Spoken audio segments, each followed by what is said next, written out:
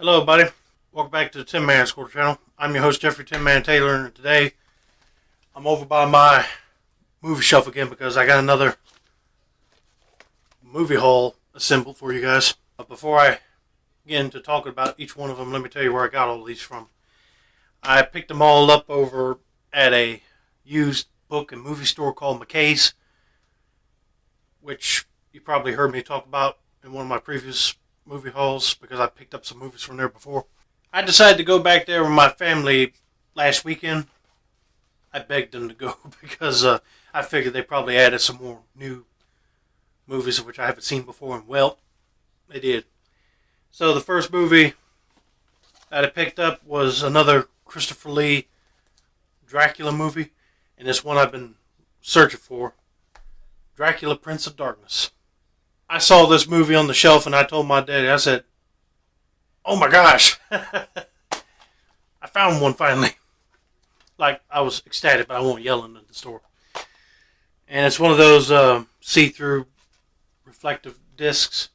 But I took it out and my dad examined it. He said, yeah, it don't look like it have no scratches on it. And look right here, it even comes with a small lobby card. But this is the only Dracula film that Christopher Lee does not speak. You know why? He said it in interviews multiple times. The script was bad. I don't blame him. Because he said the script writers would sometimes put in like, I am the apocalypse, or like trying to make him more like a dictator type person. But he said, why don't you use Stoker's words? His dialogue. And, I mean, they let him do the picture without him speaking in it, but when he did the other movies, he had to speak. And he didn't want to do those either. But Hammer Studios already sold him as Dracula for us in the United States. And he had to do the part. And plus, he always got that terrible thought of seeing his friends lose their jobs because he didn't want to take a part. But he did them. And then when he decided to do that movie, which I don't have in my collection yet, but hopefully I'll find it, which is Legend of the Seven Golden Vampires, he did not play Dracula in that one. It was somebody else. I figured he was probably fed up with him at that point. Anyway, I was glad to find this one. Now I need Brides of Dracula, which is technically the sequel to Horror of Dracula, but he won't in the movie. It was Peter Cushing in it. It was a whole different vampire altogether. But then they decided to bring him back for this one. So this is technically the third movie, but the sequel to Horror of Dracula. And I got Dracula Hasn't Risen from the Grave and Satanic Rites of Dracula, so now I need Taste the Blood of Dracula, Scars of Dracula, and Dracula AD 1972 and the Legend of the Seven Golden Vampires, which, if I get all those, my Hammer Dracula collection will be complete. Now let me show you the next two. They're Nightmare on Elm Street films. This one, Nightmare on Elm Street Part 3, was the one I needed for my collection. But then I accidentally picked up another Part 5, and I already had one with the all black background with Freddy like peeping through this sphere with his glove holding it. It's cool artwork, but since I'm getting all the movies with the red cover, I figured I'd go ahead and pick this one up.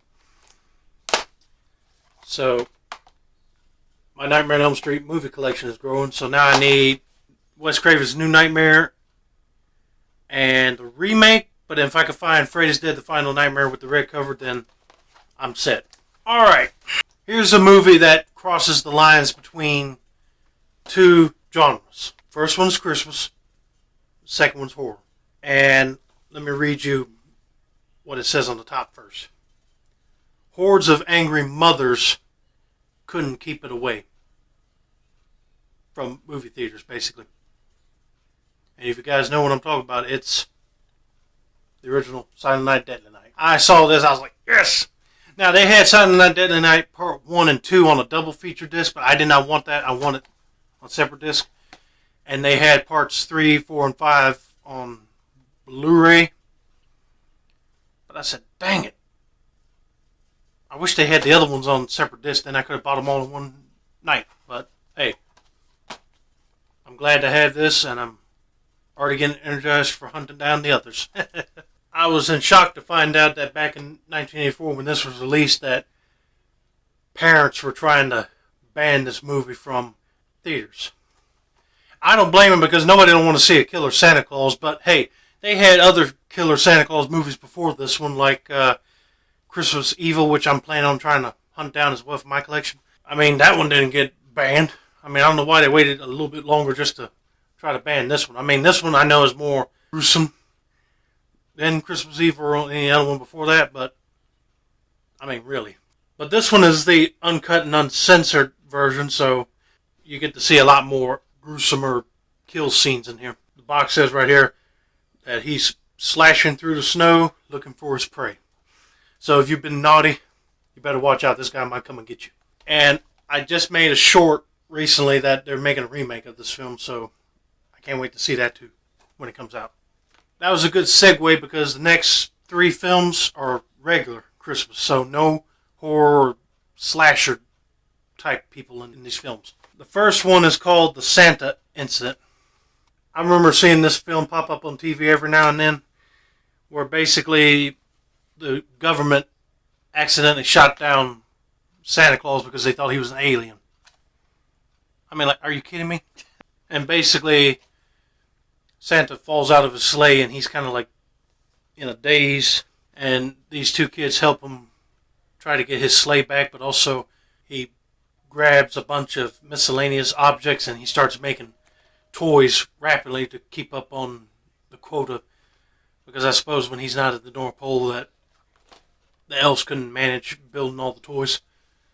But anyway, the North Pole did send some elves to track him down, and with all the sleigh bells he's got in his hand, he shakes them in the air and open up a little portal for the reindeer to fly right through, and his suit magically appears back on his body, because when he landed he was wearing overalls and like a plaid jacket. But anyway, yeah, I looked around on the regular Christmas movie shelf and this was right there, and I said, oh, I better grab it. I love this movie. Then I found 2 movies with Henry Winkler in it. The first one, An American Christmas Carol.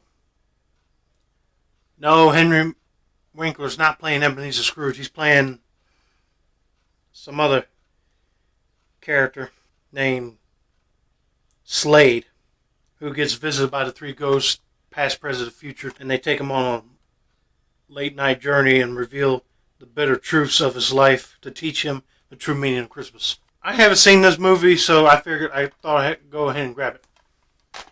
And the other one is called The Most Wonderful Time of Year, that was seen on the Hallmark channel. So I said, great, another Hallmark Christmas movie to my collection, which is basically about this woman that Brooke Burns is playing, and they call her a Scroogette because anything to do with Christmas, she's just not having it, you know. Even her 6-year-old son is having trouble believing in Santa Claus, which that is not good at all. But when her uncle, Henry Winkler, visits and brings a fellow passenger from his flight, her heart awakens to the possibility that perhaps Christmas really does hold miracles. It's an uplifting and laugh-filled story that will inspire the whole family to believe. Already sounds heartwarming already. And finally, the last film is a sci-fi classic starring the late, great Christopher Reeve. Superman 3.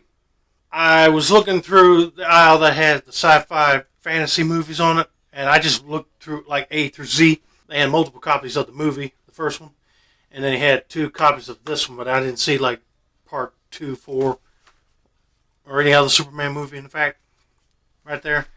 So I saw this one, and my dad looked at it, and he said, well, there's a few hairline scratches, but it wasn't that bad.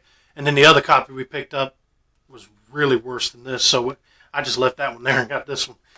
But I said, yippee-ki-yay. Found another Christopher Reeve Superman movie, because I already got 1, 2 in the latest documentary about him, the Christopher Reeve story. But I don't have number 4, so I got to find that one next. I deeply enjoyed watching this one, especially seeing Christopher Reeve fight an evil version of himself. That's almost like him fighting Bizarro. So that's cool. I'm glad to add this to my DC movie / Superman collection. So, I hope you guys enjoyed this latest movie haul Don't forget to like, subscribe, turn on those post notifications for more movie content like this. This has been another successful installment of the Tinmans Quarter Channel. I'm your host, Jeffrey Tinman Taylor, and I said that's a wrap, and have a nice day, buddy.